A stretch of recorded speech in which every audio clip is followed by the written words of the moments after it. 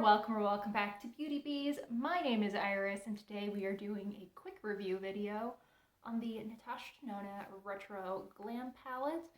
This palette is regularly $69. It is a 15-pan palette that is mainly in the pink and green family, though at least I feel it looks like it's mainly in the pink and green family, but if you count it out, there's actually quite a lot of browns in here as well.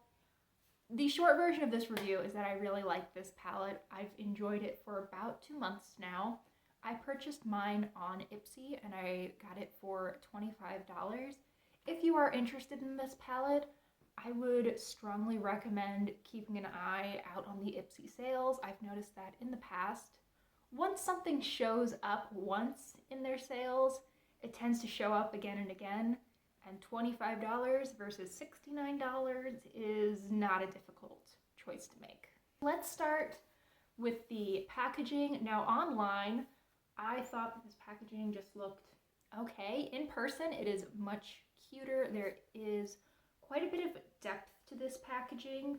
You can actually see in person that this like chevron wave is lower down than the name Natasha Denona is, and it's just a really nice looking palette. It feels pretty heavy but not overly weighted. You do have the option of popping out the individual pans, so if you have multiple of these Natasha Denona midi palettes and want to swap the shades around, you can do that, or put these shades in a Z palette for travel or whatever. So that's nice. It's good to have the option. And now let's get to a quick demo that I did of the look that I'm wearing right now. So as I'm starting this demo, I have eyeshadow primer on. I'm using the one from the Balm. I also have set my eyeshadow primer, though not with a shade from this palette. There isn't a great primer setting shade in this palette for me. I think that for a lot of people, this one would probably work. Lucy, but I find that this one looks a little bit too dark against my skin. So today I think I'm going to go with a mostly green look. However, I'm going to start setting my look up with a little bit of Belle, which is the darker of the matte pink shades. I'm going to put that in my crease, sort of focusing it on the deepest part, mostly because I want to use a lot of shades in this look. This is an easy shade to blend out. I could absolutely blend this out a little bit more completely and use this as a single crease shade. I just want to also bring in Holly, the lighter pink shade, and use that along the edges just to show you what that ends up looking like.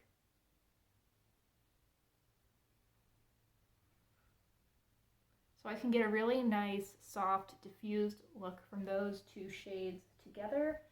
Now let's move to the lid. I think let's go in with Marlin, which is this green shade. There is quite a bit of hard pan on this because I tend to use my finger. However, I'm still able to get up quite a bit of pigment, so I'm not too worried about that. And the pans aren't super small. If they were, I would be upset that I might have to remove a decent chunk of the eyeshadow if I decide I need to go over it with some Scotch tape. But as is, I don't really care one way or the other. So I'm just applying that with my finger to most of my lid. I'm not worrying too much about getting it in the inner corner or the outer corner because I'm going to add some additional shades. I think for the next step, let's go with Oz, which is this deepest green, at least in the palette. Just going to, again, take it on my finger and go from the outermost corner of my eye in.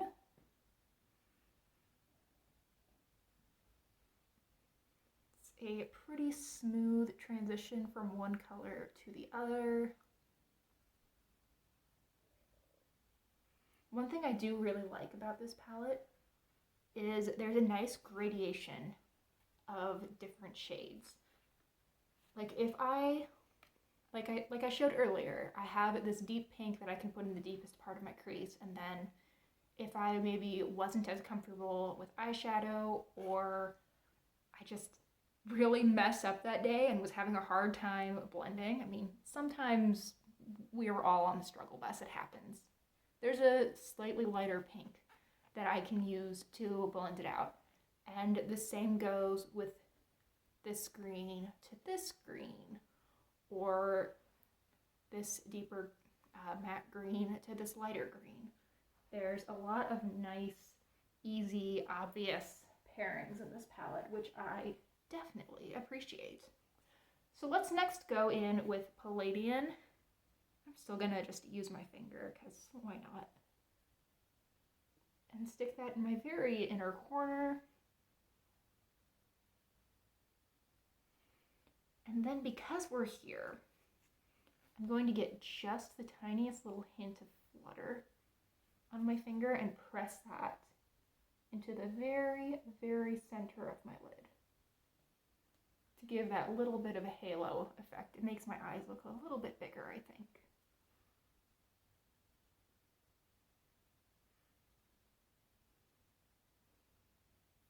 Okay, I think that's looking really nice.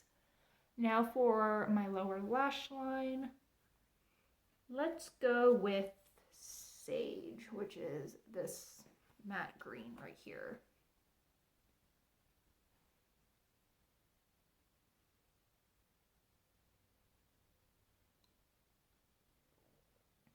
So I'm not really bothering to blend that out because I just don't care that much right now.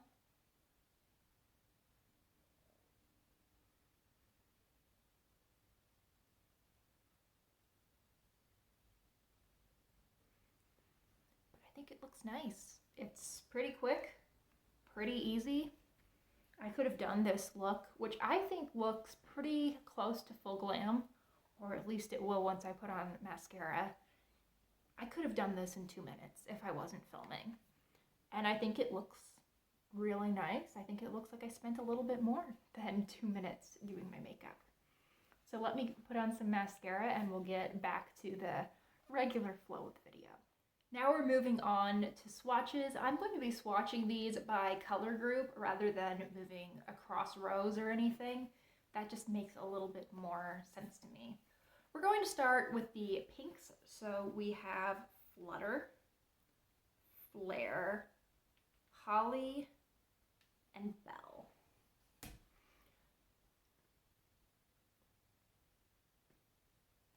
Now, I think that Flutter looks like a pink in the pan. I feel like it looks very neutral champagne on the eyes, but I have quite a pink skin tone. So that's not super surprising. It's not an incredibly pink shade in the pan. I think you could totally argue that this is a neutral. But here we have these four swatched out. I think that Flutter is the chunkiest shade in the palette. And I don't mean that in an inherently bad way. I think it's very pretty. It's not a gross glitter that's going to fall out all over your face. You will get a little bit of fallout, especially if you rub your eyes during the day, which I almost always do. But it's not obnoxious, and I don't get any irritation from this shade, even when I do rub my eyes and probably get a little bit in my eyes. The mattes throughout this palette are very nice quality, and the two pinks are no exception. I am using a makeup wipe in between swatches, so just keep in mind that my hand will probably be a tiny bit wet for the rest of these. So now let's move on to the greens. I think we're going to start with the two matte greens, which are Fringe and Sage. The mattes are definitely different enough from each other. Fringe is looking a little bit patchy in a swatch, but I have never had that problem on the eye. And yeah, once I build it up, not a problem. I wonder if it was skipping a little bit due to the makeup wipe. Mattes do not like any kind of dampness. So there are the two mattes. Now for the shimmers, we have Marlin, Evergreen, Oz, and why am I struggling? Palladian. Now I'm going to go a little bit and rub more into Marlin so that we can get a good idea of how that compares to the other colors. Know that I do have some hard pan in mine. If you do not regularly use your fingers to apply eyeshadow, that won't be a problem for you. And I think you can tell in the swatch that Evergreen and Oz do end up looking different from one another. That was one question that I had when I first received this palette, was if those were actually going to look different enough on the eyes, and they do. Marlin has quite a bit of silver to it, whereas Oz has a little bit more, almost like that blue-brown duochrome pigment is what I would say, but it in some lights also looks a little bit more olive. So very different, and there we have the greens. Now let's move to the browns. Again, we're going to start with the mattes first. So we have Lucy and Faye. Both of these, I think, show up a little bit darker on the eye than they look in the pan, but they are different enough. I just thought that Lucy especially was going to be a really light brown because I feel like it looks very light in the context of the rest of the palette. I'd say it's more mid-tone, and that Lucy is more mid-tone leaning deep, though still not dark by any stretch. For the three neutral shimmers, we have Oscar, Maxi, and Jazzy.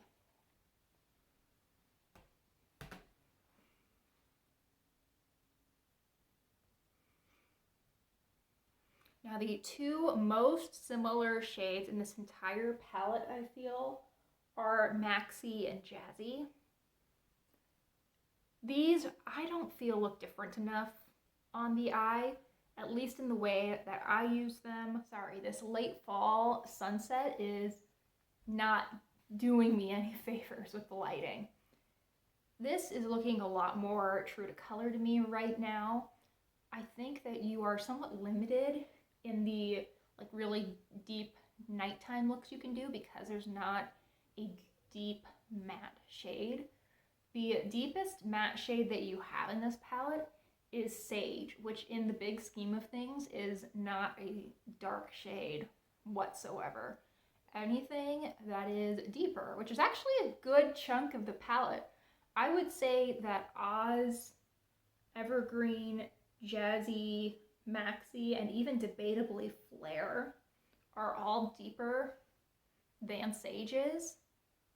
They're all shimmery, though varying levels of shimmer. Now, in case it was not obvious already, this is a very cool toned palette. You can do some looks that lean more neutral rather than cool toned, but you can't do anything warm with this palette. If that is your cup of tea though, I think this is absolutely great. You have quite a bit of flexibility with this palette because you do have the greens, you have the pinks, and you have the neutrals.